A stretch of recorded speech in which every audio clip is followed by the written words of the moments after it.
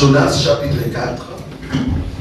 Jonas chapitre 4, à partir du premier verset, le frère Béni, donc voilà. Jonas chapitre 4, à partir du premier verset, nous lisons avec le frère Béni. Je lis au nom de Jésus-Christ. Cela des plus forts à Jonas, et il fut irrité. Il implora l'Éternel et il dit: Ah, Éternel, n'est-ce pas ce que je disais quand j'étais encore dans mon pays? C'est ce que je voulais prévenir en fuyant à Tarsis. Car je savais que tu es un Dieu compatissant et miséricordieux, lent à la colère et riche en bonté, et qui te répand du mal. Maintenant, Éternel, prends-moi donc la vie, car la mort m'est préférable à la vie. Éternel répond: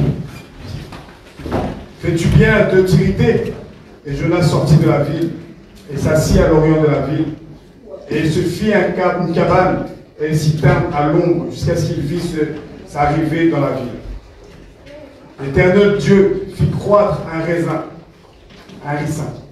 qui s'éleva au-dessus de Jonas pour donner de l'ombre sur sa tête et pour lui ôter son irritation. Jonas éprouva une grande joie à cause de ce ricin. Mais le lendemain, à l'aurore, Dieu fit venir un ver qui piqua le ricin, et le ricin sécha. Au lever du soleil, Dieu fit souffler un vent chaud d'Orient, et le soleil frappa la tête de Jonas, au point qu'il tomba en défaillance. Il demanda la mort, et il dit: La mort est préférable à la vie. Dieu dit à Jonas: Fais-tu bien de t'irriter à cause du ricin? Il répondit: Je fais bien de m'irriter jusqu'à la mort.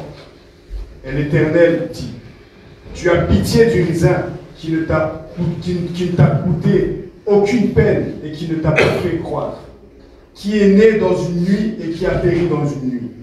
Et moi, je n'aurai pas pitié de Ninive, la grande ville, dans laquelle se trouvent plus de 120 000 hommes qui ne savent pas distinguer leur droite et leur gauche, et des animaux en grand. Le frère Boïka va prendre Luc chapitre 15. Luc chapitre 15, à partir du 10e verset, on descend. De même, je vous dis, il y a de la joie devant les anges de Dieu pour un seul pécheur qui se répand. Il dit encore: Un homme avait 2 fils. Le plus jeune dit à son père: Mon père, donne-moi la part des biens qui doit me revenir. Et le père leur partagea son bien. Peu de jours après, le plus jeune fils, ayant tout ramassé, partit pour un pays éloigné, où il dissipa son bien en vivant dans la débauche. Lorsqu'il eut tout dépensé, une grande famine survint dans ce pays. Et il commença à se trouver dans le besoin. Il alla se mettre au service d'un des habitants du pays, qui l'envoya dans ses champs garder le pourceau. Il aurait bien voulu se rassasier de carouges que mangeaient les pourceaux, mais personne ne lui en donnait. Étant rentré en lui-même, il se dit: Combien de mercenaires chez mon père ont du pain en abondance, et moi, ici, je meurs de faim. Je me lèverai, j'irai vers mon père, et je lui dirai: Mon père, j'ai péché contre le ciel et contre toi. Je suis plus digne d'être appelé ton fils. Traite-moi comme l'un de tes mercenaires. Et il se leva et il alla vers son père. Comme il était encore loin, son père le vit et fut ému de compassion. Il courut, se jeta à son cou et le baisa. Le fils lui dit: Mon père, j'ai péché contre le ciel et contre toi. Je ne suis plus digne d'être appelé ton fils. Mais le père dit à son serviteur: Apportez vite la plus belle robe et l'en revêtez. Mettez-lui un anneau au doigt et des souliers aux pieds. Amenez le veau gras et tuez-le. Mangeons et réjouissons-nous. Car mon fils que voici était mort et il est revenu à la vie. Il était perdu et il est retrouvé. Et ils commencèrent à se réjouir.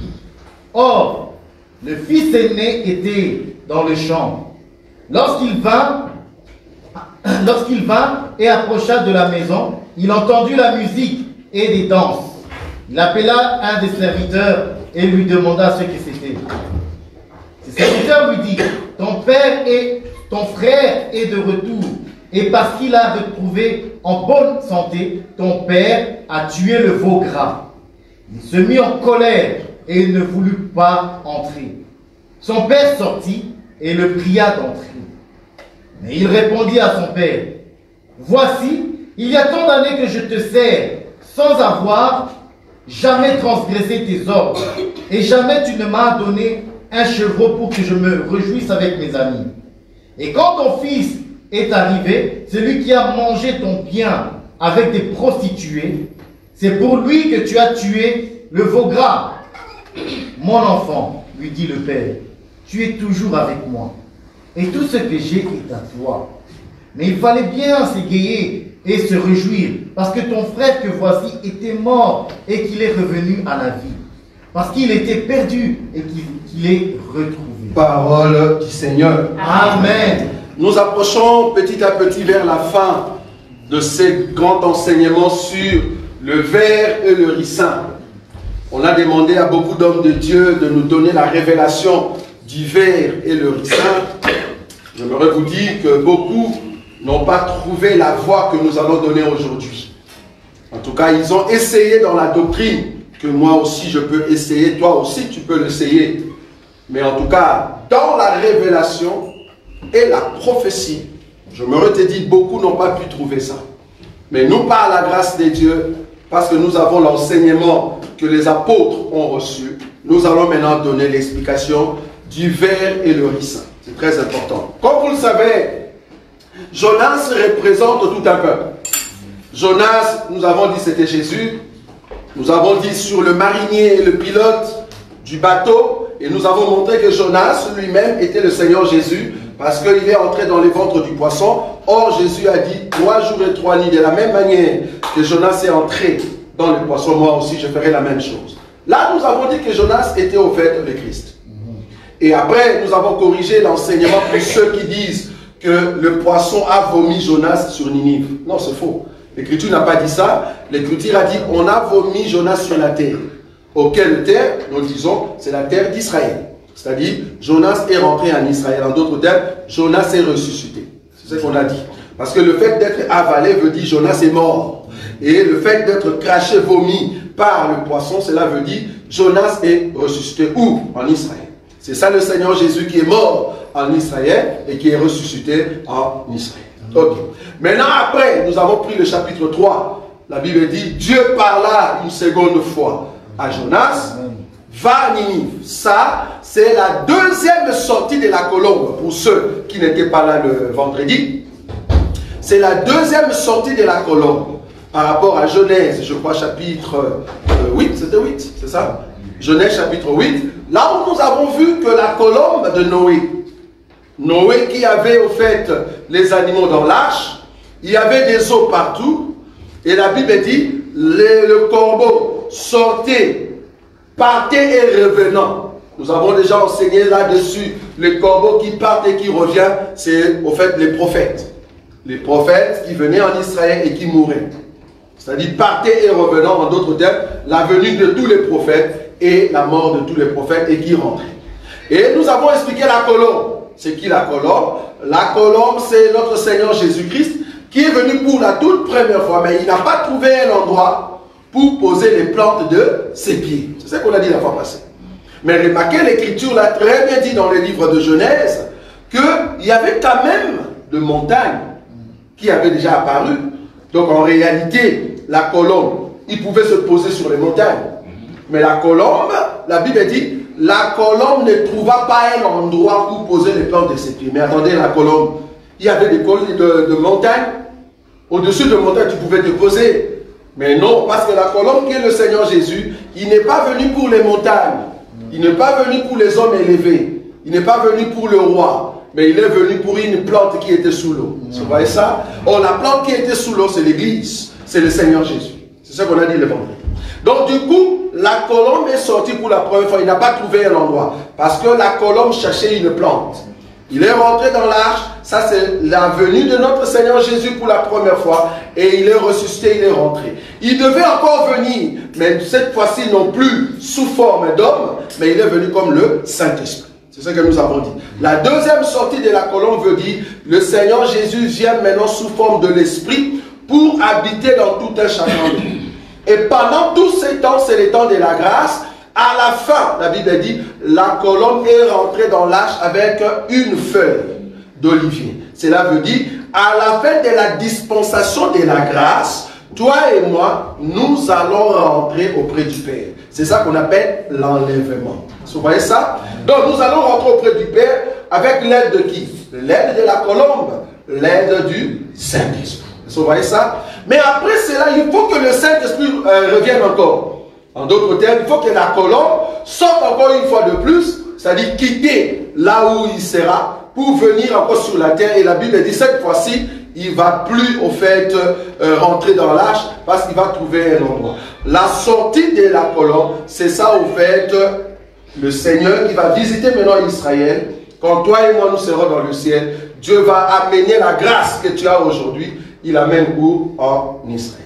Donc, la grâce va rentrer en Israël. Toi et moi, le temps de la grâce va finir à un moment. C'est ce qu'on a expliqué le vendredi. Maintenant, aujourd'hui, nous voyons maintenant la dernière sortie. La dernière sortie de Jonas. En d'autres termes, Jonas en Orient. Là maintenant, Jonas a terminé de prêcher. Si vous regardez par exemple le chapitre 3, frère béni. Le chapitre 3, le verset 10. Le chapitre 3, verset 10, il est dit quoi? Dieu vit qu'il agissait aussi et qu'il revenait de leur mauvaise voie. Alors Dieu se répandit du mal qu'il avait résolu de leur faire et ne le fit pas. Donc ici, le Dieu qui se répand veut dire le temps de la grâce est fini, il y a un peuple qui est sauvé. Vous voyez ça? C'est-à-dire, le temps de la grâce est fini, il y a un peuple qui était un peuple de Ninive, qui était dans le péché, et qu'est-ce qui se passe? Ce peuple reçoit quoi? L'évangile. Ce peuple reçoit la parole. Et là, le peuple se répand de leur mauvaise voie, et du coup, Dieu se répand aussi du mal qu'il voulait faire à ce peuple. Ça, c'est le temps de la grâce. Mais après cela, il faut que Jonas, qui était à Ninive, sorte. Pourquoi? Parce que le peuple est déjà béni. Le peuple a déjà reçu quoi? L'enseignement. Vous voyez ça? Donc l'écriture du chapitre 4, le premier verset, c'est l'un des plus forts à Jonas, et il fut irrité. Il implora l'Éternel et il dit, ah l'Éternel, n'est-ce pas ce que je disais quand j'étais encore dans mon pays? C'est ce que je voulais prévenir en fouillant en Tarsis. Car je savais que tu es un Dieu compatissant et miséricordieux, lent la colère et riche en bonté, et qui te répand du mal. 3. Maintenant, Éternel, prends-moi donc la vie, car la mort m'est préférable à la vie. 4. L'Éternel répondit, fais-tu bien de t'irriter? 5. Et Jonas sortit de la ville. Est-ce que vous avez vu ça? Amen. Jonas sortit de la ville. En d'autres termes, les Jonas qui sortent de la ville, dans la prophétie, le temps de la grâce est fini. Amen. Ça vous avez vu ça? Amen. Jonas qui sort de Ninive pour rentrer à l'Orient. Remarquez le verset 5. Et Jonas sortit de la ville et s'assit où? À l'Orient de la ville. Or, l'Orient veut dire là où le soleil se lève. Or, l'Orient dans la Bible veut dire Israël. Vous voyez ça? Amen.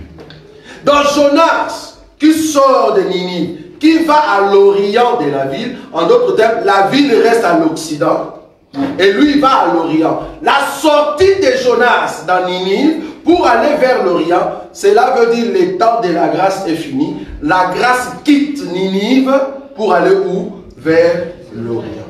Vous voyez ça? C'est ça le temps où toi et moi, nous ne serons plus sur terre.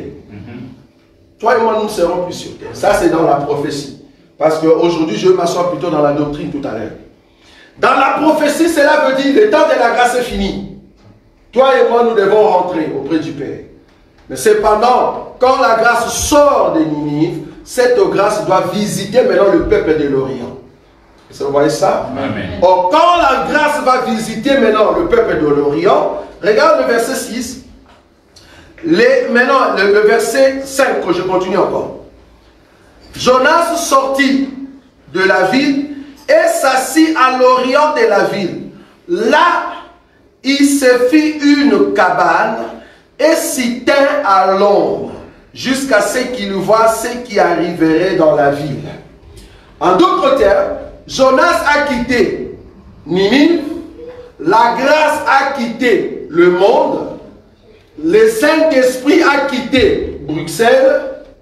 Est-ce que vous savez que le Saint-Esprit va quitter Bruxelles? Amen. Ça vous savez. Hein? Le Saint-Esprit va quitter Paris, ça vous savez. Amen. Parce qu'aujourd'hui le Saint-Esprit est chez nous. Amen. Voilà. Ça c'est une grâce. Amen. Mais à un moment, le Saint-Esprit doit quitter Bruxelles, doit quitter Paris.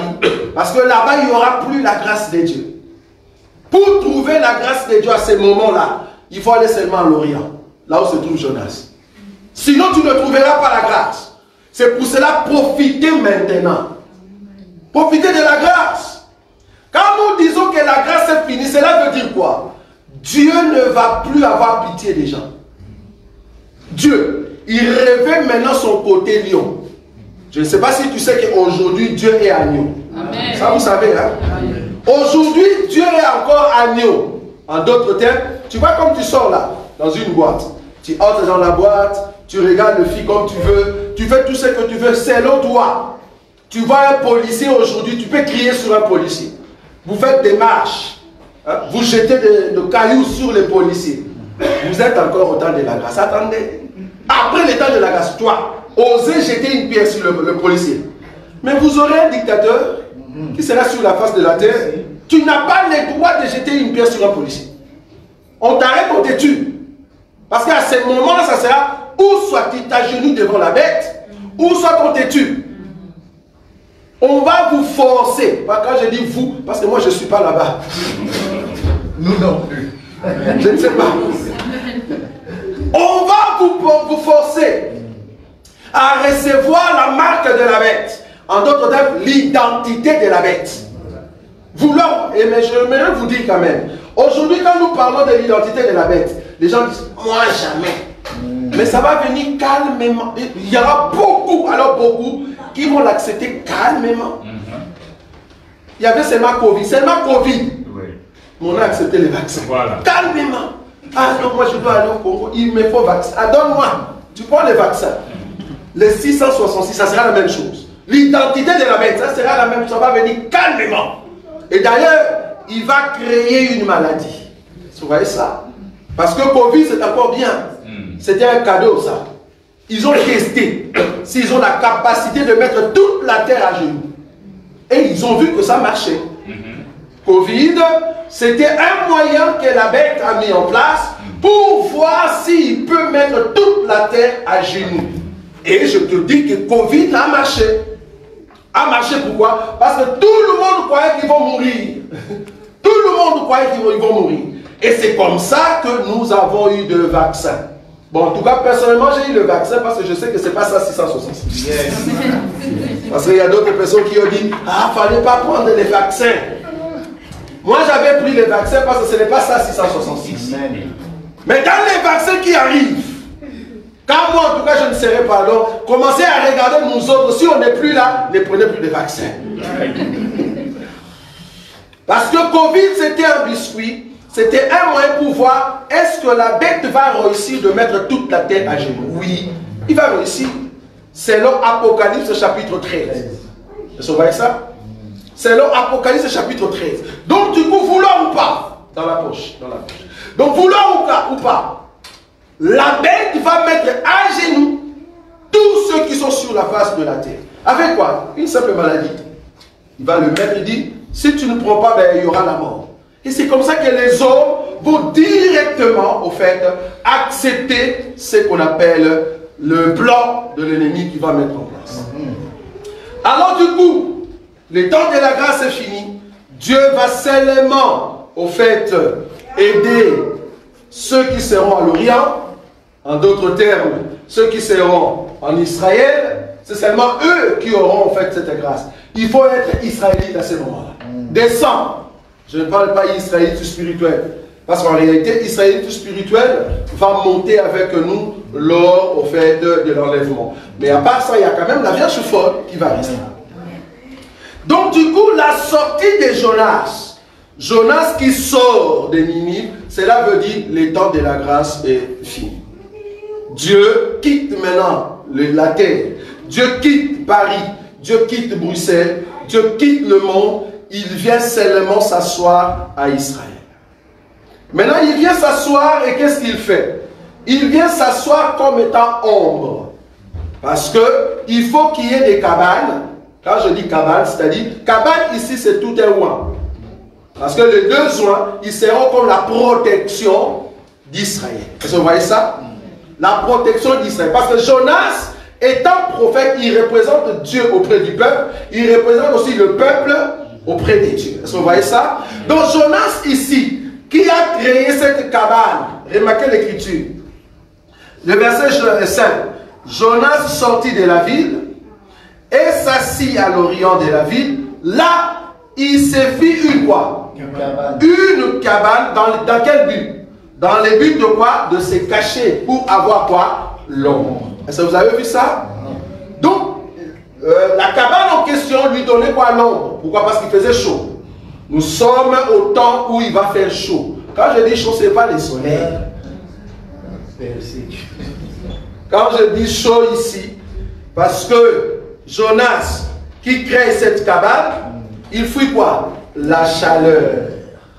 Okay. Cette chaleur veut dire, nous sommes au temps de la persécution. Vous voyez ça? Amen. Maintenant, au temps de la persécution, Jonas, il crée une cabane pour avoir l'ombre. Est-ce que vous voyez donc? Donc la cabane, c'était une protection sur Jonas. Donc la cabane en question, c'est tout un homme. Amen. C'est un de moi. Est-ce que vous voyez ça? Peut-être tu ne vois pas. Je prends une écriture. Psaume. Psaume chapitre 121. Psaume chapitre 121, le verset 5. Frère Denis. Cantique des degrés. Amen. Je lève mes yeux vers les montagnes. Psaume chapitre 121, le verset 5. L'Éternel est celui qui te garde. Oui. L'Éternel est ton ombre et ta main droite. L'Éternel est ton ombre et ta main droite. Donc l'ombre en question qui protège Israël, en réalité c'est l'Éternel. Mais l'Éternel vient sous forme d'un prophète. Vous voyez ça? Donc la cabane qui donne l'ombre à Jonas, c'est tout un prophète. Amen. Mais le but de ce prophète, c'est quoi? C'est de donner l'ombre. Comme ça, toi, au fait, Jonas, tu ne vas plus rester dans le soleil. Viens te cacher ici, dans cette cabane.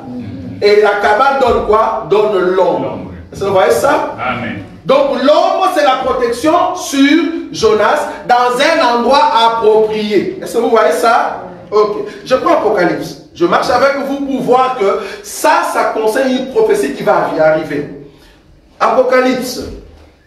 Apocalypse chapitre 6, frère Boïka. Apocalypse chapitre 6, le verset... Non, 12, pardon. Apocalypse chapitre 12, le verset 6 à 14. Tu descends, on va lire ça. Apocalypse 12, verset 6 à 14. 6 à 14. Oui, on va aller petit à petit. Vas-y. Et la femme s'enfuit dans le désert où elle avait un lieu préparé par Dieu afin qu'elle y fût nourrie pendant 1260 jours. Le verset 14 directement. Verset 14. Oui, après on va rentrer. Et les deux ailes du grand aigle lui furent données à la femme, afin qu'elle s'envolât au désert vers son lieu où elle est nourrie un temps des temps et la moitié d'un temps, loin de la face du serpent. Loin de la face de serpent. Ici, la femme en question, c'est Jonas. Vous voyez ça? La femme qu'on parle là-bas, dans Apocalypse chapitre 12, c'est Jonas, c'est Israël. Vous voyez ça? C'est Israël qui, après l'enlèvement, après les temps de la grâce est venue vers Israël par les ailes. Les ailes, au fait, qu'on a cité dans le livre de l'Apocalypse chapitre 12. Mais là, on a dit deux ailes. Mais ici, nous avons vu seulement une cabane. Il faut qu'il y ait l'autre chose qui amène quoi? L'ombre. Parce que le but, c'est l'ombre. Nous voulons voir l'ombre. Or, la cabane amène l'ombre sur Jonas, c'est bien, parce qu'il fait chaud. Mais nous voulons voir le deuxième au moins, parce qu'ils sont deux. Est-ce que vous voyez ça? Jonas. Amen. Ça, c'est l'enseignement. Amen. Nous, ici, c'est l'œil. Il faut avoir l'œil pour bien voir. Jonas, chapitre 4. Les versets 6, frère. L'Éternel dit, Oui. l'Éternel Dieu fit croître un raisin Un ricin, oui. qui s'éleva au-dessus de Jonas Oui. pour donner de l'ombre sur sa tête. Pour donner quoi? De l'ombre sur sa tête. Ah, donc, on avait déjà une cabane Amen. qui donne quoi? L'ombre. Et Dieu a poussé encore quoi? Un ricin pour donner quoi? L'ombre. Or, l'ombre, c'est en fait la présence de Dieu. Amen. Ça, vous voyez ça? Amen. L'ombre, c'est la présence de Dieu. Ceux qui sont dans l'ombre, ils sont dans la présence de Dieu. Psaume chapitre 91, le verset 1er. Psaume chapitre 91, le verset 1er, il est dit quoi? Psaume 91, Le verset 1er. premier verset. Oui, Celui qui demeure sous l'abri du Très-Haut oui. repose à l'ombre du Tout-Puissant. C'est lui qui demeure sous l'abri du Très-Haut. L'abri ici, c'est les deux oies. Le fait que tu reposes avec les deux oies, vouloir ou pas, tu es à l'ombre du Tout-Puissant. Est-ce que vous voyez ça? Amen. Donc Jonas qui est dans l'ombre de la cabane, Jonas qui est dans l'ombre du ricin, il est entre les mains des deux oies. Amen. Il fallait voir ça. Est-ce que vous voyez ça? Jonas qui est dans une cabane pour recevoir l'ombre, Dieu amène encore les ricins pour lui donner encore l'ombre. Or, l'ombre, c'est la présence de Dieu, la protection de Dieu. La femme a fui à un lieu qui lui a été préparé. Or, le fait de fuir, c'est pour voir ce qui va arriver de l'autre côté. Amen. Remarquez ce que Jonas a dit. Le verset 5. Jonas sortit de la ville et s'assit à l'orient de la ville. Là, il se fit une cabane et s'y tint à l'ombre jusqu'à ce qu'il voit. Est-ce que vous voyez ça? Jusqu'à ce qu'il voit ce qui arriverait dans la ville. Donc là, c'est la femme qui est volée, envolée, pardon, par les deux ailes à un lieu, un temps de temps, la moitié d'un temps. Est-ce que vous voyez ça? Amen. Si tu me poses la question, ici dans la cabane et dans le ricin, Jonas, ça fait combien de jours? Dans la révélation, je te dirais 3 ans et demi. Est-ce que vous voyez ça? Amen. Je te dirais 3 ans et demi. Pourquoi? C'est le temps où toi et moi, nous serons au ciel et Israël sur terre va commencer à souffrir, mais Dieu va lui donner au fait les 2 prophètes qui vont le protéger pendant 3 ans et demi. 3 ans et demi. Le ministère de 2 mois. L'ombre sera seulement 3 ans et demi. Or, ici, le 2 mois, c'est la cabane et le ricin. Vous voyez ça? La cabane et le ricin. Le verset 7. Le verset 7. Mais le lendemain, Écoutez maintenant le malheur qui arrive. à l'aurore, À l'aurore. Dieu fit venir un ver qui piqua le ricin. Et le ricin s'échappe. Oh là là. À l'aurore, qu'est-ce que Dieu fait? Le Seigneur, tu nous as donné les 2 prophètes. Ils sont venus, ils ont proclamé un enseignement très puissant. Nous, Israël, nous étions protégés contre les attaques de qui? De l'ennemi. Selon Apocalypse chapitre 11, on va lire ça. Apocalypse chapitre 11 à partir du verset 3. Apocalypse, on va voir les... Oui, vas-y. Je donnerai à mes 2 oies Oui. le pouvoir de prophétiser, Oui. revêtus de sacs, Oui. pendant 1260 jours. Ça t'a dit 3 ans et demi, oui. Ce sont les 2 oliviers, Oui. les 2 chandeliers Oui. qui se tiennent devant le Seigneur de la terre. Oui. Si quelqu'un veut leur faire du mal, Voilà. du feu sort de leur bouche et dévore leurs ennemis. Et si quelqu'un veut leur faire du mal, il faut qu'ils soient tués de cette manière. Ils ont le pouvoir de fermer le ciel, Voilà. afin qu'il ne tombe point de pluie pendant les jours de leur prophétie. Et ils ont le pouvoir de changer les eaux en sang. Ils ont le pouvoir de fermer le ciel et ils ont le pouvoir de changer l'eau en sang. Oui. Et ils ont le pouvoir de changer les eaux en sang, Oui. et de frapper la terre de toute espèce de plaie chaque fois qu'ils le voudront. Continue. Quand ils auront achevé leur témoignage, Quand ils auront achevé leur témoignage, la bête oui. qui monte de l'abîme Oui. leur fera la guerre, et les vaincra Ah. et les tuera. ça c'est le ver qui vient tuer les ricins. Voilà. Amen. Il fallait voir ça. Frère. Ça c'est la profondeur. Amen. Il faut voir ça. Si tu n'as pas l'œil, tu ne vois pas. Ça, c'est le ver. Le ver, c'est la bête. La bête qui sort de l'abîme, Dieu a permis. Parce que c'est le ver. Le ver ici, c'est Dieu qui l'a amené. Amen. Amen. C'est Dieu qui va permettre que la bête, l'antéchrist, en tout cas moi je commence à penser vraiment que l'antéchrist ça sera Poutine. Non, sérieux. Parce que la façon que... C'est BRICS, c'est ça? Les BRICS, ouais. La façon que BRICS monte. Bon, pour le moment, le Congo n'est pas encore dans BRICS. Le Congo est encore allié. C'est pour cela, le président du Congo, il est fort, il dit, osez, vous allez voir seulement. Parce que pour le moment, le pouvoir doit donner à cet homme-là, avec tous ceux qui forment. Remarquez, l'Europe est formée des Européens. L'Europe ne peut pas être les pieds de la statue de Nabucodonosor. Pourquoi? Parce que les pieds de la statue de Nabucodonosor, c'était un mélange du fer avec de l'argile. Est-ce que vous voyez ça? Or, le fer, c'est l'Europe. On est d'accord? Ce sont des Romains. Parce que le fer, ce sont des Romains. Or, avant que les Romains viennent, c'était grec. Gréco-latin. Les Gréco-latins sont venus, les Romains l'ont vaincu. Ils ont pris maintenant le pouvoir sur la terre depuis du temps de Jésus jusqu'à maintenant par rapport à la religion. Maintenant on dit, en dessous, il y aura maintenant le fer mais mélangé avec de l'argile. L'argile c'est l'Afrique. Ça vous savez ou pas? Oui. L'argile c'est l'Afrique. Donc, il faut que le royaume qui doit monter, il doit faire alliance avec l'Afrique. Or, l'Europe, dans l'Europe, les 27, il n'y a pas d'un pays africain là-bas. Mais dans BRICS, il y a Afrique du Sud, je crois. Il y a qui encore? Brésil. Brésil. Oui. Non, non, de l'Afrique. Il y a Afrique du Sud seulement. Seulement. Niger, non, Niger, il coopère. Niger pas. Afrique du Sud. Il n'y a que l'Afrique du Sud. Donc, il va faire alliance avec le Brésil. Il a fait alliance avec l'Inde. Pour le moment, ils sont au nombre de combien? 10. Je me dis, est-ce que les 10, là, ce ne sont pas les 10 corps? Non, je vous dis, c'est sérieux. Jésus-Christ arrive, bien aimé.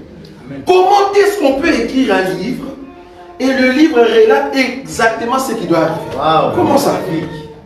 Si vraiment la Bible est fausse, mais comment est-ce que cette Bible a été écrite depuis longtemps et les choses qui sont écrites, c'est vraiment exactement ce que l'ennemi doit faire?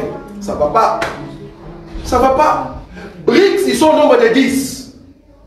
Donc, il va faire des sortes qui puissent régner. Parce que le souci dans sa tête, c'est quoi? Pour ceux qui ne le savent pas.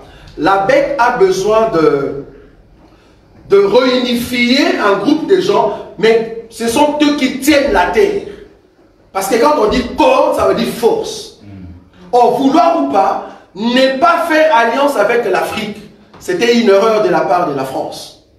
La France, l'erreur qu'elle a commise, c'était de ne pas faire accepter ou d'aider les pays d'Afrique à aller de l'avant. Le fait qu'ils maltraitaient ces pays, aujourd'hui ces pays sont sortis au fait de l'Union européenne, soit de la France, et du coup le franc CFA va tomber, ça c'est sûr, ça tombe déjà, ça c'est sûr. La langue française, pour ceux qui ne savent pas, la langue française, très bientôt, ça va commencer à diminuer au niveau de l'Afrique. J'ai même appris que même le Congo, apparemment, ils sont sortis de l'OIF, c'est ça? Quelque chose comme ça, Organisation internationale de la francophonie. Le Congo est sorti. Comment? Il veut sortir. Donc il veut sortir de l'OIF, c'est ça, non? Donc, ils vont refuser de célébrer ça, c'est pas. Voilà. Donc l'OIF, Organisation internationale de la francophonie, si le Congo sort, c'est-à-dire le Congo reconnu comme étant un pays qui a 100 millions d'habitants, directement le chiffre de la francophonie diminue. Vous voyez ça? Tout ça c'est pour briser au fait l'Union européenne, pour donner maintenant le pouvoir vers au fait l'Orient. Parce que vouloir ou pas les 4 cavaliers qui vont venir de l'Orient pour entrer vers le fleuve Euphrate, je vous dis ça sera la Russie. Ça je vous le dis. Et moi je le crois. L'alliance. Ces gens-là vont entrer là-bas. Leur but c'est pour... Parce que pour le moment l'Union européenne et pour Israël, oui ou non? Mais il faut qu'il y ait ceux qui vont monter qui seront contre Israël. Or pour le moment, ceux qui sont contre Israël, Qui dit Israël veut dire France, qui dit Israël veut dire États-Unis. Ceux qui sont contre Israël, c'est BRICS. Voilà, c'est BRICS. Donc, je crains que ça soit Poutine. Les messieurs là qui marchent avec son bras là. Mais pour le moment, le diable n'est pas encore en lui, ça nous croyons. Tout ce qu'il fait, c'est juste le plan. En tout cas, si ça sera lui, frère, fouillez. Parce que nous, on ne sera pas là. Les messieurs qui est capable d'entrer à Ukraine pour frapper sans pitié. Donc, il n'a pas le cœur d'homme comme toi tu l'as. Il n'a pas ça. Et en plus, ça sera Satan, pas un démon. Nous avons reçu le pouvoir de chasser les démons, c'est ça, non? Mais dans Poutine, il n'y aura pas un démon. Non, c'est Satan. On s'entend, on ne les chasse pas, on les résiste. Amen. Est-ce que vous voyez ça? Amen. Tu ne peux pas Satan, tu ne peux pas chasser Satan. Satan, il faut juste le résister. Si tu trouves que ça ne va pas, fuis. Fuis. C'est pour ça que la Bible dit ceux qui seront dans les champs. Quand vous verrez ces choses, on n'a pas dit résister. Fuyez. Parce que cet homme-là, quand les Satans vont entrer dans son cœur, c'est terrible. Il sera sans pitié. Tu ne veux pas, au fait, adorer cet homme-là. C'est l'esprit de URSS qui va revenir. Et ça, vous voyez, URSS. En tout cas, nos jeunes ne connaissent pas URSS. Nous, quand on grandissait, il y a un pays qu'on appelait à l'époque URSS. L'Empire soviétique. C'est ça? L'Empire soviétique. L'Empire. Donc, Empire, quand on dit Empire, c'est-à-dire, il y avait beaucoup de... Pologne aussi était à l'intérieur. La Pologne. Non. Non, la Pologne n'était pas à l'intérieur. C'était juste à la frontière. La frontière. Terrible. Quand on dit URSS, c'est-à-dire, tu te dis, on est dans quel monde? Et cette guerre arrive. Je vous ai dit la fois passée que la troisième guerre arrive, ça vous savez. La troisième guerre mondiale arrive, ça vous savez, non? Et cette guerre arrive pourquoi? Parce que le BRICS, ils vont faire tout pour aller frapper les États-Unis, mais à partir d'Israël. Parce que les deux soit protègent Israël par rapport au fait aux armées, à la bête. Or, la bête n'est pas juif. Parce qu'il y a quelqu'un qui nous avait dit qu'il était juif. Non, la bête n'est pas juif. Mais la bête, c'est un croyant. Oui, je le crois. Mais quel croyant, je ne sais pas. En tout cas, Poutine, pour le moment, il est encore quoi? Orthodoxe. Orthodoxe. Quand on dit orthodoxe, c'est-à-dire ceux qui suivent à la loupe. Il suit à la loupe. Non, il est bizarre. Il nous a dit, ben, vous les Africains, on vous a tout le temps menti. Que Jésus était blanc. Moi, en tout cas, je vais vous montrer ce Jésus-là. Il est parti, je ne sais pas si c'est quelle église. Il nous a montré un Jésus noir. J'ai dit, Poutine, tu es méchant. Il nous a montré un Jésus noir. Donc, vous comprenez que dans la tête de cet homme, il y a un problème, en fait. Si vous pensez que le monde sera mieux après la temps de la grâce, vous vous trompez, frère. Vous vous trompez. Vouloir ou pas, tous les pays vont admirer. Imagine déjà que la Russie, pour le moment, est alliance avec la Chine, c'est ça? L'Inde, Corée du Sud, c'est ça? Alliance maintenant avec du Congo. C'est-à-dire, ils sauront la richesse terrible, bien-aimé. C'est pour cela la bête a dit, je suis capable de nourrir toute la terre pendant 7 ans. Parce qu'il aura l'argent. Il sait que les cornes vont lui donner quoi? L'argent. Or, les cornes, ce sont des pays, ce sont des politiques qui vont donner pouvoir à la bête. Vous voyez ça? 10 cornes veut dire de forces politiques qui vont aider la bête à aller de l'avant. Bizarrement, BRICS a déjà 10. Bon, en tout cas, si ça sera Poutine, ça sera terrible. J'ai vraiment peur. En tout cas, peur pour ceux qui vont rester. Parce que nous autres, en tout cas, nous allons partir. Donc, du coup, Jonas qui sort de Ninive et qui va, au fait, à l'Orient, c'est au fait le temps où le Seigneur va aller visiter Israël. Il va visiter Israël avec son ombre. L'ombre en question est donnée par qui? La cabane et le ricin. Est-ce que vous voyez ça? Mais cependant, à un moment, il faut que les ricins soient frappés. C'est ça ce que nous avons lu dans Apocalypse chapitre 11 qu'on va encore lire. C'est quel verset là où on a tué quand ils ont achevé leur ministère? 11. Le verset 11, c'est ça? Oh non. Non, Apocalypse chapitre 11. 7, vas-y. Quand ils auront achevé leur témoignage, la bête qui monte de l'abîme leur fera la guerre, les vaincra et les tuera. Donc ici, c'est au fait Jonas chapitre 4, le verset 6. L'Éternel Dieu fit croître un ricin qui s'éleva au-dessus de Jonas pour donner de l'ombre à sa tête. Pour donner de l'ombre à qui? Pas à tous les corps, frère. J'aime la précision de la Bible. J'aime la précision de la Bible. Il est dit ici, l'Éternel Dieu fit croître un ricin qui s'éleva au-dessus de Jonas pour donner de l'ombre à sa tête et pour lui ôter son quoi? Son irritation. Jonas éprouva une grande joie à cause de ces ricins. 7.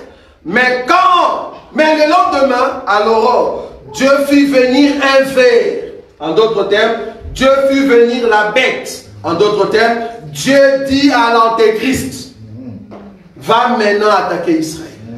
Vous voyez ça? Amen. C'est là-bas que l'Antéchrist arrive pour attaquer. Il commence par tuer qui? Le deuxième.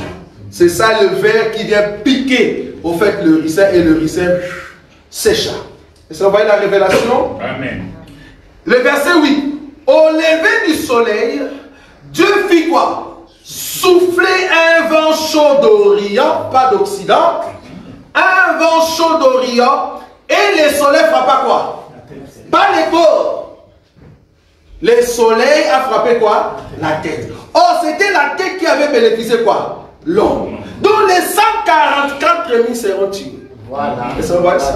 C'est ça la tête du frère. La tête d'Israël, c'est les 144 000 qui ont reçu le sceau. Apocalypse chapitre 7, le verset 3. Apocalypse chapitre 7, le verset 3. Verset 3. Il est dit quoi? Ne fais point de mal à la terre, Oui. ni à la mer, Oui. ni aux arbres, jusqu'à ce que nous ayons marqué du sceau le front des serviteurs de notre Dieu. Continue. Et j'ai entendu le nombre de ceux qui avaient été marqués du sceau. Oui. 144 000 de tous les tribus des fils d'Israël. Voilà. Donc les 144 000, c'est la tête. Prémisse.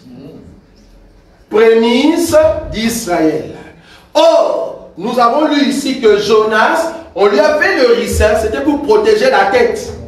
C'est ça l'ange qui dit, ne faites pas du mal, parce qu'on doit d'abord sceller. Est-ce que vous voyez ça? Amen. On doit sceller les 144 000 qui sont une tête. Il ne faut pas les tuer maintenant. On doit d'abord les sceller. C'est ça les ricins qui poussent, qui donnent l'ombre sur la tête. Mais après cela, après le ministère des 2 soins, mais la tête va être tuée. Amen. La tête va être tuée. Wow. Quand la tête sera tuée, au lever du soleil, Dieu souffla. Après que le ricin sera sec, le verset 8 nous dit, au lever du soleil, Dieu fit souffler un vent chaud d'Orient, et le soleil frappa la tête de Jonas au point qu'il tomba en défaillance. Il demanda la mort et dit, la mort m'est préférable à la vie. Le vent chaud que Dieu va envoyer pour frapper les 144 000, c'est au fait, nous commençons ce qu'on appelle, quand on dit vent chaud, veut dire la grande tribulation. Vous avez vu ça? Amen. Mais nous avons trouvé ça chez Jonas. Oui. Il faut avoir de l'œil pour voir ce que Dieu a caché. Remarquez au fait le comportement de Jonas. Parce que quand il est sorti, il a dit non, non, non, non. Je sors de cette ville. Je ne veux pas rester dans cette ville parce qu'il était fâché. C'est le même comportement que les grands frères. Est-ce que vous voyez Luc? Oui. Luc, chapitre 15. Là où nous avons lu. Donne-moi les comportements du frère. Qu'est-ce que le frère a fait? Les grands frères. Le frère aîné. Luc, chapitre 15. Luc, chapitre 15. À partir du Verset 25. 20. Tu descends. Or, le fils aîné était dans le champ. Le fils aîné était dans les champs. Lorsqu'il vint Oui. et approcha de la maison, Oui. il entendit la musique et les danses. Oui. Il appela un des serviteurs et lui demanda ce que c'était. Ce serviteur lui dit, ton frère est de retour. Et parce qu'il a retrouvé en bonne santé, ton père a tué le veau gras. Il se mit en colère. Il s'est mis en colère. Et ne voulut pas entrer. Il ne voulut pas entrer. Son père sortit et le pria d'entrer. Donc il était dehors. Il vient du champ, il entend la musique, on lui dit, ben, il y a ton frère, pardon, qui est revenu. J'aime beaucoup les propos du père. Le propos du père quand le fils est venu. Quand le fils, le jeune, quand il a dit au père, Père, je me réponds de ce que je fais, tout ça. Et il voulait rajouter, ne me traite pas comme l'un de tes mercenaires. Ça, il n'a pas rajouté. Ça, il a pensé. Mais il n'a pas dit au père. Ça va? Je vais souligner ça. Et qu'est-ce que le jeune a dit à son père? La conversation du jeune. Le fils lui dit, oui, mon père, oui, j'ai péché contre le ciel, oui, et contre toi. Oui. Je ne suis plus digne d'être appelé ton fils. Qu'est-ce que le père a dit? Et le père dit à ses serviteurs, oui, apportez vite la plus belle robe. Écoutez. Et l'en revêtez. Oui. Mettez-lui un anneau au doigt. Oui. Et des souliers aux pieds. Oui. Amenez le veau gras. Oui. Et tuez-le. Oui. Mangeons. Oui. Et réjouissons-nous. Oui. Car mon fils que voici était mort. Car mon fils que voici était comment? Mort. Et il est revenu à la vie. Et il est ressuscité. Est-ce que vous avez vu ou pas? Car mon fils que voici était mort, mais il est revenu à la vie. Cherchez dans la Bible partout. Tu ne verras aucune écriture là où on a dit que le fils prodigue était mort. À part ce que le père a dit dans sa tâche. Il n'y a aucune écriture qui dit ça. En réalité, le fils était juste parti. Il a dissipé tout son argent avec des prostituées jusqu'à ce que l'argent est fini. Et il commence à chercher du boulot. On lui a dit, va garder le pourceau. Et le pourceau mangeait quelque chose. Il voulait manger ça. Il dit, je ne saurais pas. Il n'y a personne qui peut me donner ça. Et c'est là-bas qu'il est revenu en lui-même. Il dit, je rentre auprès de mon père. Le fait de sortir de la maison. La Bible. Le fait de sortir de la maison. Prendre les biens du père. Est-ce que vous voyez ça? Prendre les biens du père. Pour aller vers, il y a la prostituée. C'est notre Seigneur Jésus qui quitte le ciel. Qui vient avec l'onction, la puissance, la guérison, la bénédiction. Pour donner au peuple qui est saint. Il vient nous donner ici à Bruxelles. Il vient te bénir. C'est le temps de la grâce. Le temps où Dieu vient te donner la grâce. Mais à un temps, vouloir ou pas, toi et moi, quand on nous a donné cela, nous étions comme de pourceaux.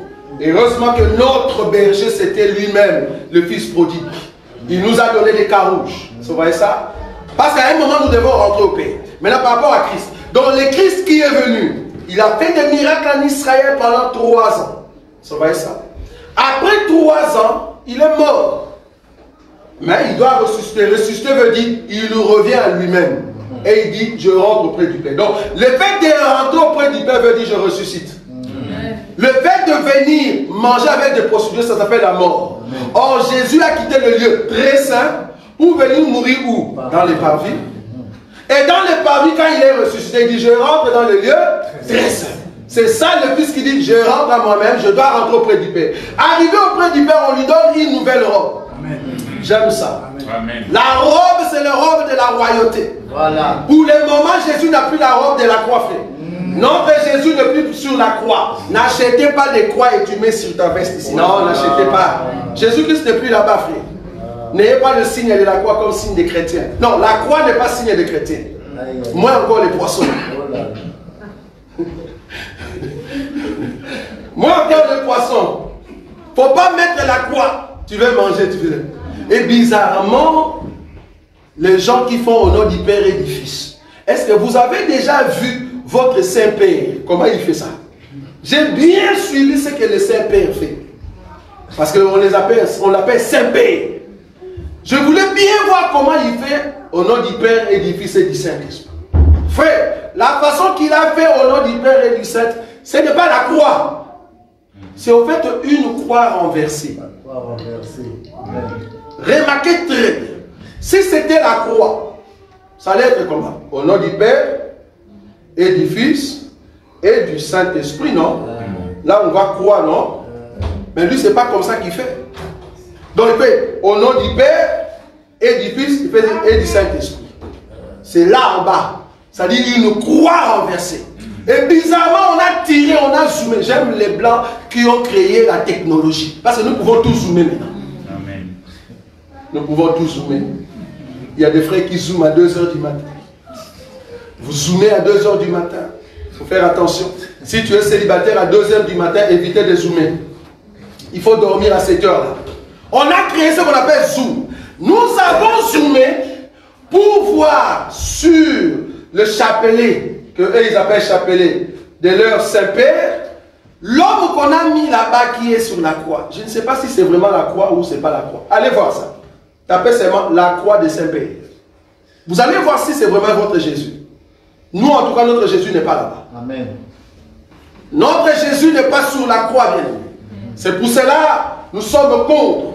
Pour tous ceux qui pensent que Jésus est sur la croix, qui pensent que Marie peut encore faire quelque chose. Marie, notre soeur, se repose. En tout cas, elle nous a dit de ne pas le déranger. Ça, c'est notre soeur. Parce que je la connais très bien. Elle craint le Seigneur, elle aime beaucoup le Seigneur. Et elle-même, elle attend ce que nous puissions venir.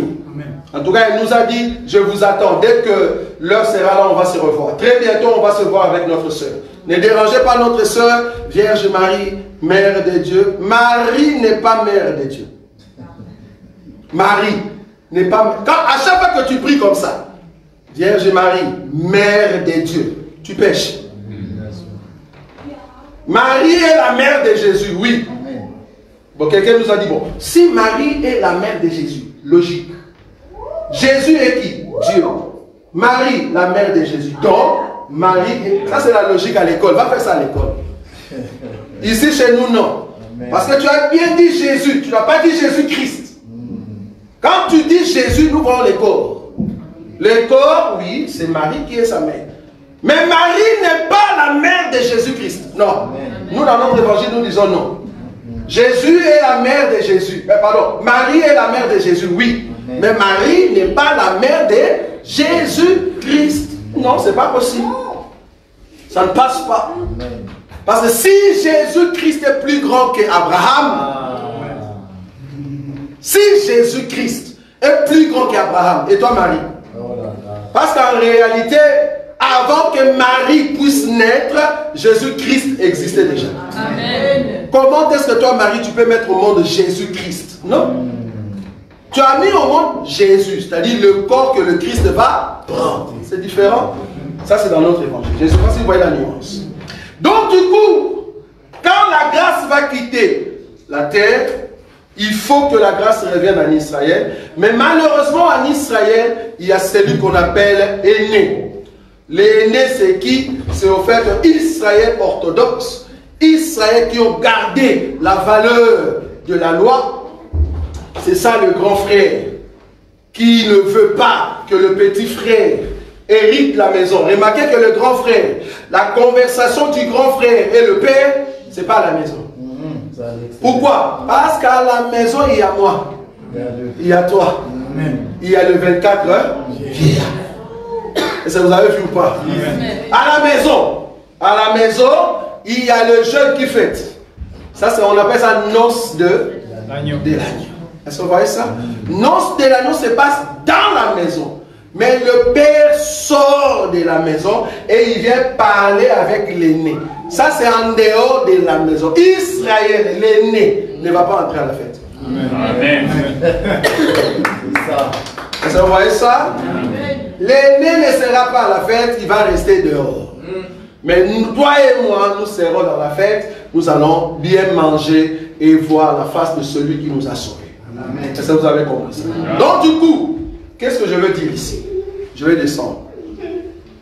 Les grands frères ont émis ce qu'on appelle la colère. Pourquoi? Parce que toi, on t'avait donné de l'argent, tu avais reçu de bénédictions, tu as été béni, tu as tout dissipé, et maintenant tu veux encore prendre une deuxième bénédiction de la part du Père. Il a créé dans son cœur ce qu'on appelle l'animosité. J'aimerais te dire dans ta vie, que ce soit dans ta famille, que ce soit dans ton entourage, que ce soit au boulot, la situation que tu as maintenant aujourd'hui, c'est parce qu'il y a eu quelqu'un quelque part qui avait ces sentiments d'animosité. que ce soit dans la famille. J'ai beaucoup aimé une pensée d'une dame. Il a dit, nous au Congo, on dit que le lien de la famille ne se coupe pas. Ça peut s'élastiquer, mais ça ne se coupe pas. Et la dame a dit, aujourd'hui, vouloir ou pas, nous allons prendre les ciseaux, on va couper frère. Pourquoi? Parce qu'au milieu de nos familles, il y a maintenant de méchants. Il y a des méchants.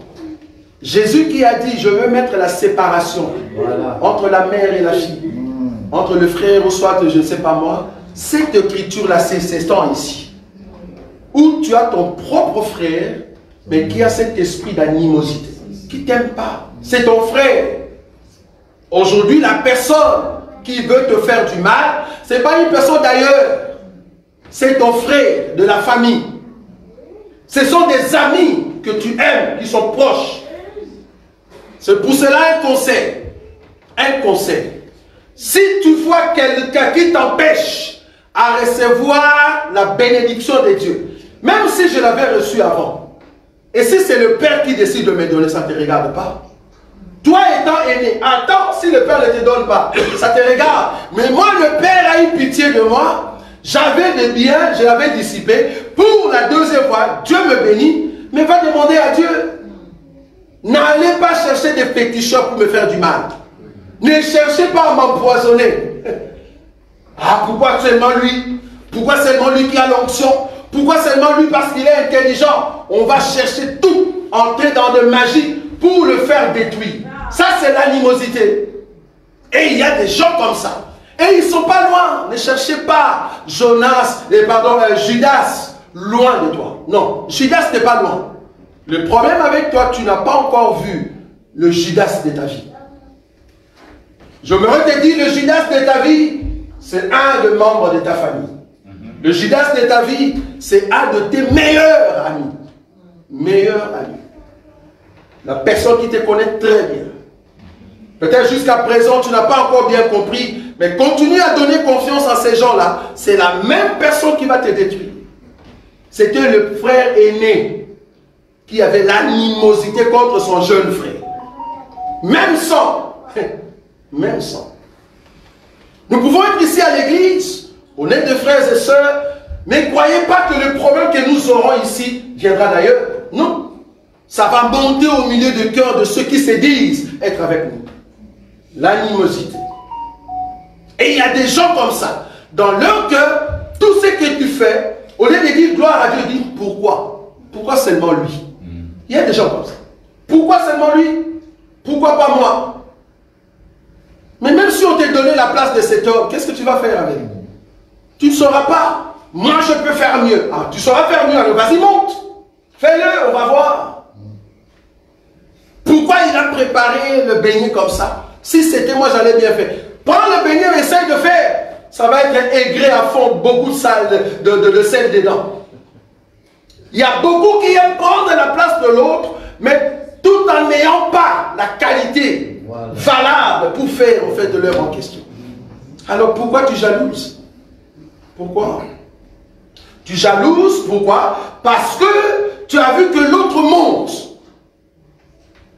C'est bizarre, quand tu regardes dans, comment on dit ça, dans l'historique de gens qui mettent leur prédication ou soit pensée, il y a toujours deux tendances. Tu verras partout, il y a toujours des tendances. Il y a d'autres qui disent, ah waouh, c'est bien, ah, vas-y, allez de l'avant. Il y aura d'autres seulement qui vont dire, ils vont chercher un petit élément, et c'est là-bas qu'ils vont s'accrocher pour dire, c'est pas bon. Au lieu de dire, non, tu pouvais aller encore de l'avant. Vous voyez, tu pouvais aller encore de l'avant. C'est ce que je dis toujours.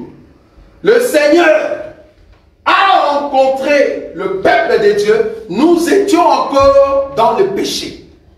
Il n'y a personne d'entre nous ici. Tu étais bien et le Seigneur t'a appelé. Non, ce n'est pas possible. La colonne ne peut pas se poser sur la montagne. Non. La colonne ne se pose pas sur la montagne. La colonne se pose sur une plante qui est sous l'eau. Sous l'eau. Dieu nous a cherchés. Il est venu dans nos cœurs. Nous qui? Nous étions dans le péché. Jésus va donner la parabole, il dit, un monsieur voulait faire un festin. C'est là-bas que je vais terminer. Un festin, et puis il appelle ses amis. Ses amis. Les amis diront, ah non, je ne saurais pas venir, je suis occupé. Remarquez que dans cette écriture-là, le monsieur qui a fait la fête, il a déjà tout préparé. C'est-à-dire, je sais que j'aurai 100 invités, j'ai tout préparé, je dis, mais venez maintenant à la fête, c'est là-bas qu'ils commencent à donner leur raison. Vous voyez? C'est là-bas qu'ils commencent à donner leur raison, alors que j'ai tout préparé. C'est maintenant que vous me donnez la raison. Soit disant, je ne saurais pas venir. Il y a des gens qui ont été créés pour mettre ton plan par terre. Tu as déjà fait un bon plan. Tu veux aller de l'avant. N'allez pas chercher n'importe quel conseil. Amen. Tu veux acheter une maison, ne pars pas auprès d'une personne qui n'a pas acheté une maison. Parce qu'il ne connaît pas l'expérience d'acheter une maison. Tu vas acheter une maison? Oui, je vais acheter une maison. Ah bon? Maison de combien? 160 000. C'est beaucoup, je crois. Et tu vas acheter ça où? Là, au fond, là-bas, on tue les gens. Donc, il va t'amener des conseils qui va t'anéantir. Si tu veux monter, cherche des conseils de ceux qui vont te soutenir dans la pensée de monter.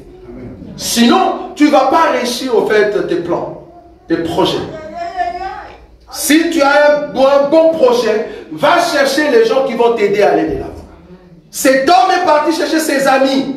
Le projet était que nous allons fêter ensemble. Mais malheureusement, juste à l'heure de manger, qu'est-ce qu'il a fait?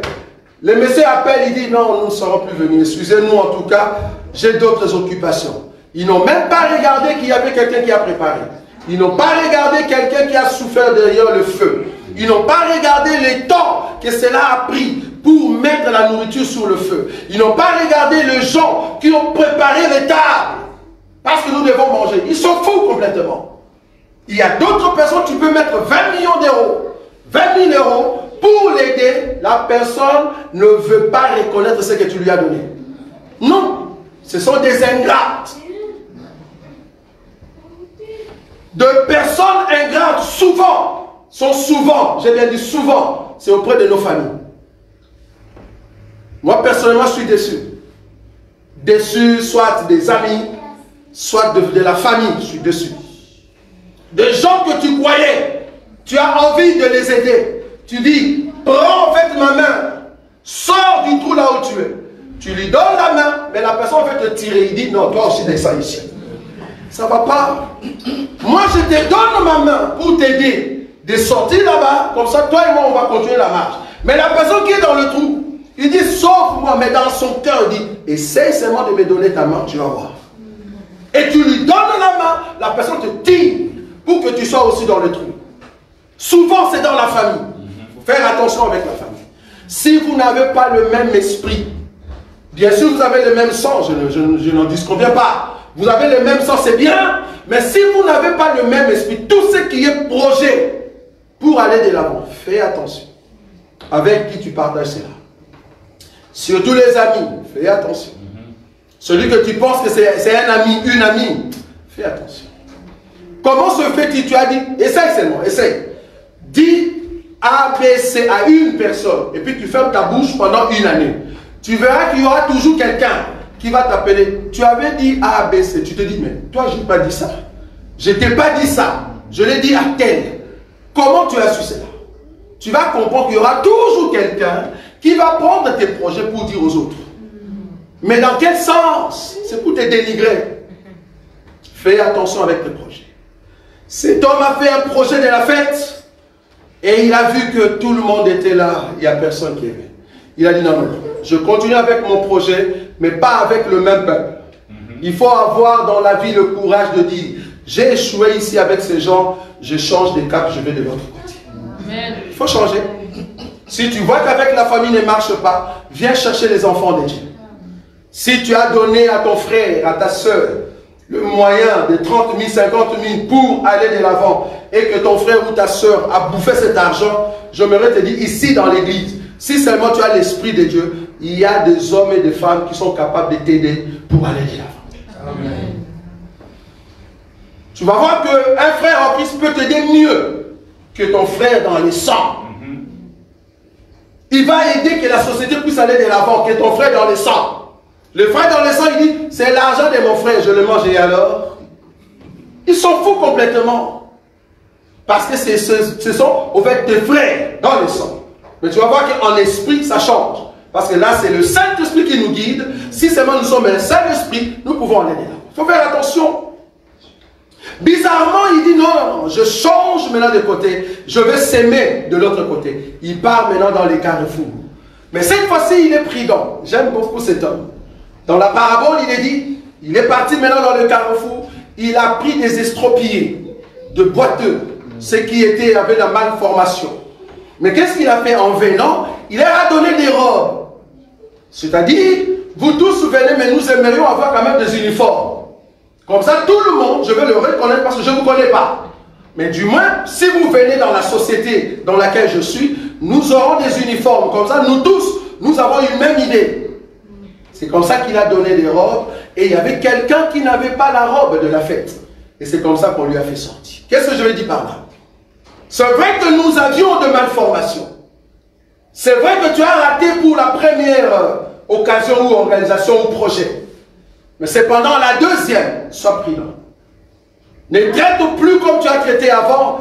Traite maintenant avec les hommes selon l'intelligence venant de Dieu. Ça, c'est un. Et deuxièmement, quand cet homme a donné de robes, tu es d'accord avec moi, toutes les robes n'avaient pas la même taille. Mais du moins, toutes les robes avaient le même tissu. C'est vrai ça? Toutes les robes avaient le même tissu, mais toutes les robes n'avaient pas la même taille. Donc tout le monde avait sa taille, mais nous tous, nous avions le même tissu. J'ai mes défauts, mais c'est que je veux que je puisse garder ma robe, mais avec ma taille. Ne me donne pas ta robe, je ne saurais pas le mettre. Ça sera trop grand. Je veux que le Seigneur nous donne chacun sa taille, mais nous avons le même tissu. Nous avons le même enseignement. Mais cet enseignement entre dans le cœur de tout un chacun et cela façonne ton cœur, ta vie, selon ce que le Seigneur veut que cela soit. Amen. Et moi, ce que je vais faire, c'est de vérifier si tu as la robe ou pas. Nous devons nous contrôler. Nous sommes des sentinelles les uns sur les autres. Je dois contrôler mon frère Roger. Le frère Roger doit me contrôler. Nous devons marcher en contrôlant tout un chacun de nous. Et c'est comme ça que nous irons aussi. Mais si la personne n'a pas les tissus, même si tu as une robe, mais si ce n'est pas le tissu que nous tous, nous avons, alors là, on comprend que tu es un infiltré. Parce que je crois que même dans l'église du Seigneur, aujourd'hui, il y a des infiltrés. C'est pour ça même dans ta famille, tu as des infiltrés. Des infiltrés. Plus grave encore, c'est un cousin. C'est un cousin qui vient vous séparer. C'est-à-dire, toi, le problème que tu as, tous tes projets, tu le dis à ton cousin, mais non pas à ton frère. Si le frère en question est bien pour toi, pourquoi ne pas le dire à ton frère? Tu le dis à un cousin, et le cousin cherche à tout prix que la place de ton propre frère soit maintenant à lui. Il y a des gens comme ça. Il y a même des amis qui se comportent de la sorte. Il se dit, je vais prendre la place de son frère. Parce qu'il voit que tu aimes beaucoup ton frère, et la personne vient avec des idées pour prendre la place de ton frère. Si tu vois une personne qui vient dans ta vie trop gentille, une personne qui vient dans ta vie, il veut tout connaître. Une personne qui vient dans ta vie, il veut tout savoir sur toi. Dès le premier jour, fais attention. Pourquoi tu veux tout savoir de moi? Tu veux savoir combien je gagne? Tu veux savoir combien de maisons que j'ai? Qu'est-ce que je fais réellement? Pourquoi tu veux le savoir? En tout cas, souvent ceux qui viennent avec cette gentillesse de tout connaître de ce que tu possèdes, souvent ce sont des infiltrés. Ils viennent pour connaître ta vie et c'est là-bas qu'il va te détruire. C'est pour cela qu'il faut toujours avoir cette sensation de se dire, à part le Seigneur Jésus-Christ, je n'ai pas d'amis. Amen. À part le Saint-Esprit, je n'ai pas d'amis. La seule personne auprès de qui je peux cacher tous mes secrets, c'est le Seigneur Jésus. Amen. À un moment, il faut te dire, je cache ça et personne ne peut le savoir. Et toi-même avec Dieu. Ici, je parle de projet. Je ne parle pas de péché. La Bible dit, si tu as péché, confessez vos péchés les uns aux autres. Donc si tu caches un péché, si Dieu nous montre cela, nous allons te chasser. Je ne parle pas du péché, je parle de projet. Si tu as de grands projets et tu veux aller de l'avant, cache cela dans ton cœur, ne le dis pas à tout le monde. Amen. Et si tu as un projet, tu as essayé de le dire, tu vois une personne qui dit ah, là tu as dit ah, pourquoi tu as dit ah? Il veut commencer à sonder pour trouver ce qui est dans ta tête, comprendre que c'est une mauvaise personne. Parce qu'en réalité, un ami n'a pas besoin au fait de te jalouser. Non. Un ami va t'aider dans tes projets pour aller de l'avant. Mais si tu vois une personne qui te tire pour que tu tombes, comprends que ce sont des Jonas. Ils ont vu la gloire qui est tombée à Ninive. Jonas se dit non Dieu, je savais. D'ailleurs j'avais fui. J'étais à Tarsis. Je fuis pourquoi? Parce que je savais que toi, tu pardonnes tout le monde. Si tel est le cas, je sors. Mais vas-y Jonas, tu peux sortir. Il y a des Jonas dans nos vies, ils doivent sortir. Ils doivent rester loin de nous. Parce que la grâce de Dieu est sur nous. Amen. Si tu continues à vivre avec Jonas, il va dire, la grâce que vous avez, qu'est-ce que vous croyez? Ils vont commencer à insulter. Au lieu d'acclamer le Seigneur, nous étions dans le malheur. Dieu nous a visités. Non! Ils disent, pourquoi seulement eux? Ça c'est Jonas. Pourquoi seulement? Oh bien-aimé, si tu savais les méchants, ceux qui sont tout autour de toi, si tu savais derrière tes portables, quand tu mets des photos, Dieu m'a béni, Dieu. Quand tu chantes ça, combien ça fait mal à des Jonas? Ah, je vais chanter ça tout à l'heure. Elle est statique. Le Seigneur est bon, le Seigneur est bon. Hein? Il y a une chanson là. Il y a une soeur qui a chanté. La chanson en question, quand tu chantes ça, c'est Dieu t'a béni. Si seulement Dieu t'ouvre les yeux. Quand tu dis, il y a tellement la grâce de Dieu, oh Dieu, tu es bon. Regarde les cœurs de ceux qui ne t'aiment pas par l'esprit. Qu'est-ce qu'ils croient? Qu'est-ce que tu penses? Qu'est-ce que Dieu t'a donné? Et tu penses que tu es plus que. Mais attendez, j'étais malade, j'étais trop chétif. J'avais pas l'argent. Je viens à peine en Europe. Juste après un mois, on m'a donné le séjour. Mais nous, on a fait 5 ans. Lui, à peine 1 mois. On lui a déjà donné le séjour. Et ça te regarde en quoi? Tu n'es pas Dieu. Il a pu acheter une maison. Et alors? C'est le Père qui m'a donné cela. C'est pas toi, ça vient du Père. Alléluia. Il s'est déjà marié. Et ma fille qui est belle comme ça. Mais regarde la moche. Elle est déjà mariée. Tu dis ça quand tu es dans ta maison. Mais quand tu trouves la moche, ça va ma chérie. Oh, que Dieu te bénisse, menteuse. Menteuse. Il y a des hypocrites. Il faut faire attention. Moi, en tout cas, je dis, quand quelqu'un me sourit, je te souris. Quand tu fermes un front diamant, je forme aussi un front diamant. Ça, c'est sûr. Parce que nous sommes à un moment où tu m'aimes, gloire à Dieu, tu ne m'aimes pas, c'est à toi de voir, frère. Parce qu'en réalité, je suis un cadavre. Je suis déjà mort depuis longtemps. Et d'ailleurs, je n'habite pas ici. Si tu m'aimes, gloire à Dieu. Si tu ne m'aimes pas, ça te regarde. C'est le Père qui m'a béni, ce n'est pas toi. La bénédiction que j'ai, je ne veux pas être là comme un orgueilleux. Non.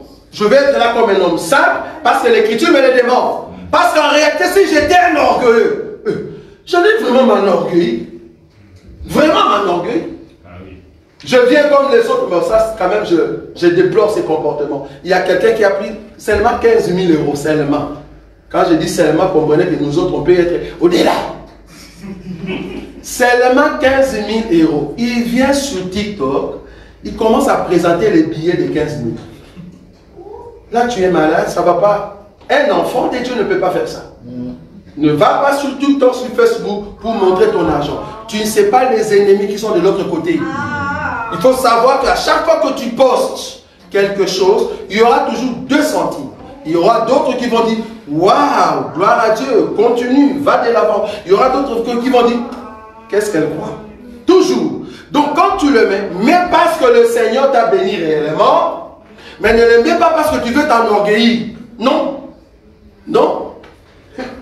Pour finir, une dame, une sœur a fait l'erreur d'aller auprès d'une autre sœur pour dire mon fiancé m'a fait ça et ça et ça.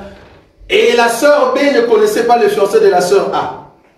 Et puis qu'est-ce que la sœur B dit? Ah bon, il a fait ça. Oui. Est-ce que tu veux que je puisse conseiller ton fiancé? Il dit oui, pourquoi pas? Tellement que tu es naïf. Et puis elle prend les numéros, elle donne à la sœur. La sœur en question, c'est une sœur, comme on dit, elle a vieilli sans pour autant avoir un mari. Donc ce sont des sœurs qui rêvent d'avoir un mari. Même si tu es moche, je m'en fous, j'ai besoin d'un mari. Vous voyez, il y a des sœurs comme ça. Je m'en fous, si c'est un homme, c'est un homme. Et la sœur a pris le numéro. Au lieu de conseiller, c'est la sœur qui commence à draguer les messieurs. Vous voyez? Elle commence à draguer les messieurs. Les messieurs disent, mais je croyais que tu étais la copine. Ah oui, c'est ma copine, et alors? Et alors? J'aime beaucoup ce langage. Et alors? Et jusqu'à ce que comme le monsieur était intègre, il dit, non, je ne saurais pas sortir avec toi, je veux le dire à ta copine. Et c'est comme ça qu'aujourd'hui, cette relation n'existe plus. Il y a des gens comme ça. Tu présentes ta copine, et c'est le monsieur qui fait un détour. Après, il dit, non, il ne peut pas avoir une telle meuf. J'aime beaucoup ce terme, meuf. Oh, quelle dame, waouh! Non, moi je vais faire un détour, tu vois. Et si la fille n'est pas forte, elle peut tomber entre les mains de cet homme. Faites attention dans vos projets, sinon Jonas va s'élever et il sera contre. Alors que c'est lui qui t'a loué hier. Il te disait, essaye de trouver le travail, essaye d'aller de l'avant, je vais te montrer là où tu peux entrer. Il t'a montré, il t'a aidé, et dès que tu montes, c'est lui, la même personne, qui sera ton ennemi. Jonas a aidé Ninive par la prédication, c'est toujours Jonas qui s'est levé contre Ninive. Ça ne va pas. Nous avons des gens comme ça, il faut faire attention, nous sommes sur un monde, sur une terre où les hommes sont méchants. La seule personne auprès de qui tu peux te confier, c'est le Seigneur Jésus. Amen. Si tu te confies au Seigneur Jésus, tu ne seras jamais confus. Et c'est le Seigneur Jésus qui te dira, tel frère est bon, tel frère n'est pas bon. C'est Jésus. Si seulement tu aimes le Seigneur. Que Dieu vous bénisse. Amen.